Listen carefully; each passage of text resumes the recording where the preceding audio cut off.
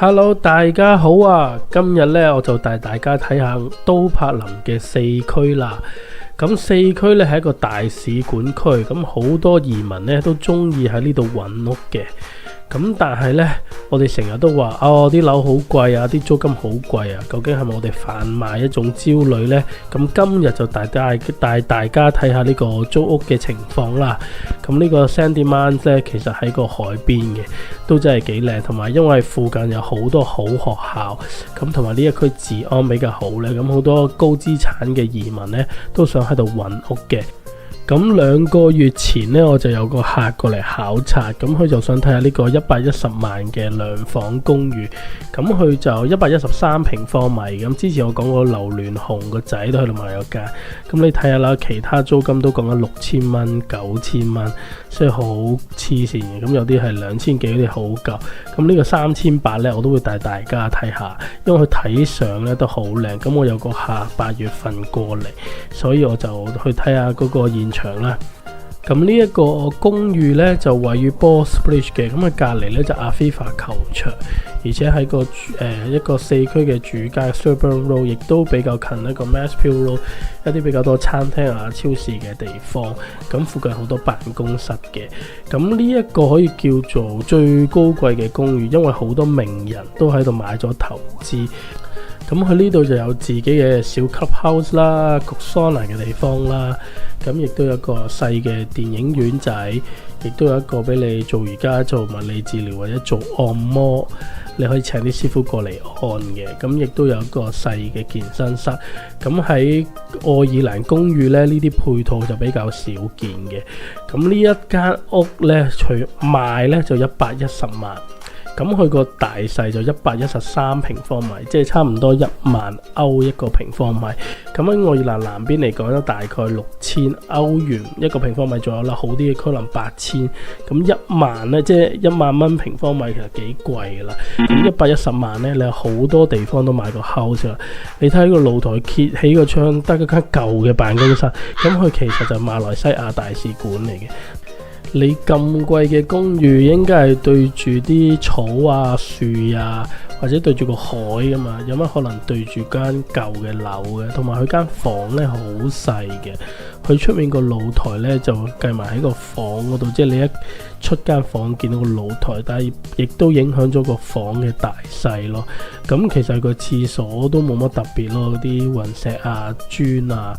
咁佢呢一度租出去而家標緊價呢係8500一個月嘅，真係貴到離晒譜。即係你一家人呢，你要揾20萬歐元呢，扣完稅先啱啱好，你先8500歐元袋落袋。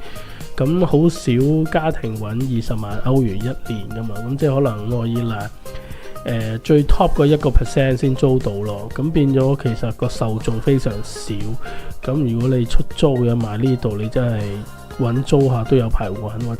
所以我個客睇完之後呢，都話喺呢度專揾啲傻人嘅錢，所以佢都唔會買呢度啦，即刻走啦。咁我哋就因為管理費呢，一年其實係6800歐嘅。好啦，咁而家就去咗第二間屋啦。咁呢一間呢，就係頭先另外一個話租3850嗰度啦。咁去睇啲相呢，都幾新淨靚仔咁，同埋3房，而且又喺四區呢。咁嗰個租金呢，都好似係幾 OK， 同埋你睇廚房都唔係好差。但係如果你睇咗呢一棟公寓嘅外圍，你就知道啦。咁佢呢啲係好舊嘅公寓嚟嘅，同埋呢，其實我入到去嘅時候覺得暗好多咯，或者啲嘢根本上冇咁新，咁所以 Photoshop 咗好多。咁同埋去走廊啊、房嗰度呢，明顯呢睇啲油漆呢，即係都比較舊嘅。咁佢其實已經翻新過啦。咁有啲位直情用個木嚟搭住嘅。咁佢喺嗰張相嗰度呢，其實你係睇唔出嘅。咁變咗我個客睇完就話太舊啦，佢哋唔想俾3850租一間咁舊嘅屋咯。咁因為你即係講緊3萬幾4萬蚊，跟住你租個咁舊嘅屋。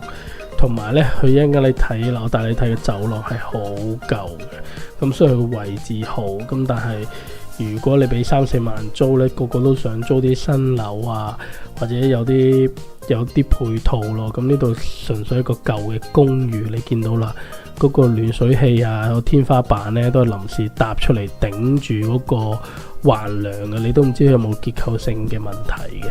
咁所以大家諗下啦，3850蚊。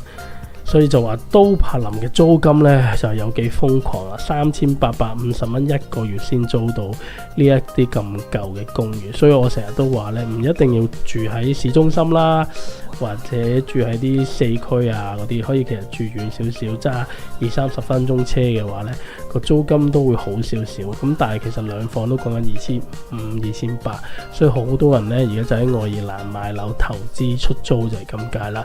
因為而家真係一房難求，太少供應，咁變咗咧呢啲咁舊嘅屋呢，翻新下都租3800，真係誇張到不得了。最慘呢，你唔係有錢就租到喎，嗰個中介就睇下你個入息收入會唔會負擔得起喎。咁你3000幾蚊租呢，個家庭收入可能要1萬歐去租俾你，但係如果你1萬歐收入，你會唔會住喺一個咁舊嘅地方啊？所以真係好誇張嘅愛爾蘭而家，所以嚟愛爾蘭買咗樓先呢，就會方便好多啦。咁我今日講到呢度啦，拜拜。